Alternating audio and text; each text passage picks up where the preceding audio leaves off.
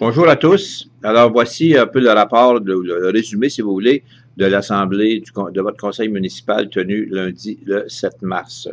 Alors, essentiellement, on a parlé du règlement 1457 autorisant une dépense de 1,9 million. Il s'agit du programme triennal d'immobilisation pour l'entièreté de l'année 2016. Alors, ça peut regrouper 30, 40, 50 projets dans les 6 secteurs de la ville, tant du point de vue de réparation de routes, égouts, aqueducs, toutes ces choses-là. Alors, il y en a pour 1,9 million pour l'année.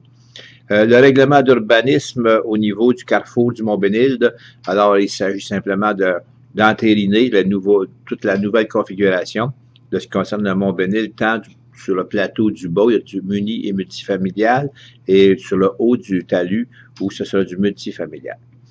Au niveau du projet règlement 1461, il s'agit simplement d'entériner le règlement qui a fait l'objet en début d'assemblée d'une procédure de consultation pour le transbordement de déchets du côté de la rue Gauthier. Alors, il est question de transbordement et de compactage, nullement question de traitement des déchets. Donc, c'est simplement pour entériner, pour le transport, pour diminuer le transport vers Victoriaville. Une tour de télécommunication du côté du secteur Gentil au coin de la rue des Milans qui devrait être installé là et qui devrait avoir un faisceau qui couvrirait la partie ouest, nord-ouest, sud-ouest du secteur Gentil ainsi que le secteur Sainte-Gertrude. Et aussi une servitude, on a enfin réglé un projet qui datait peut-être de 10 ans, c'est-à-dire les servitudes de non-accès dans les bretelles à la sortie du pont La Violette, de chaque côté, les deux bretelles qu'il y a là, c'est maintenant, il y a beaucoup de commerce, beaucoup de circulation, beaucoup de trafic, et chacune de ces entrées-là doit faire l'objet d'une entente avec le ministère des Transports. Alors, enfin, après des années et des années de discussion, de tergiversation, là, enfin, on va signer ce protocole on va autoriser le maire et le directeur général à signer le protocole d'entente pour l'utilisation des non-accès. Et enfin, au niveau du caucus des municipalités, on a une résolution demandant au gouvernement de ne pas inclure dans la loi 83 le regroupement proposé des OMH en une seule entité pour toute la MRC. Alors, on a notre office municipal à Bécancour et on veut continuer à Bécancour parce qu'on considère qu'il en va de la qualité des services, de la proximité des services et de la facilité d'accès.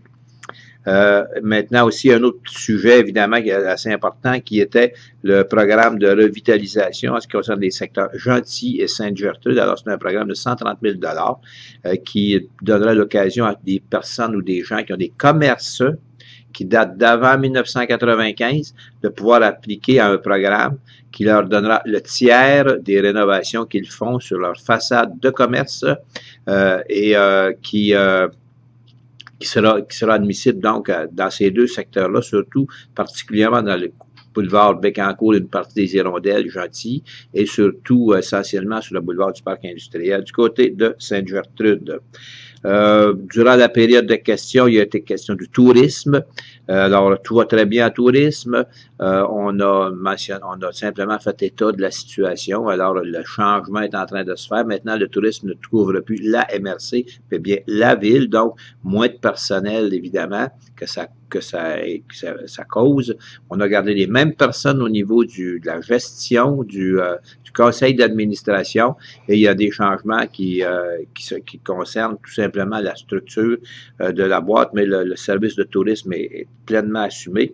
On a parlé de développement économique et de l'entente qu'on a signée avec Trois-Rivières en ce qui concerne le développement économique, et pour le mentionner que depuis un mois, et c'est très bien parti sur une bonne note. Et finalement, on a parlé dans les questions aussi sur la fibre optique.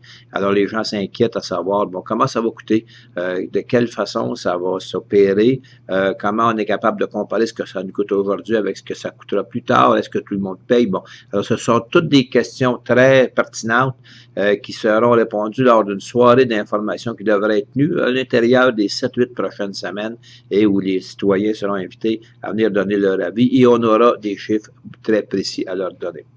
Voilà, ça fait le tour. Merci beaucoup de votre écoute.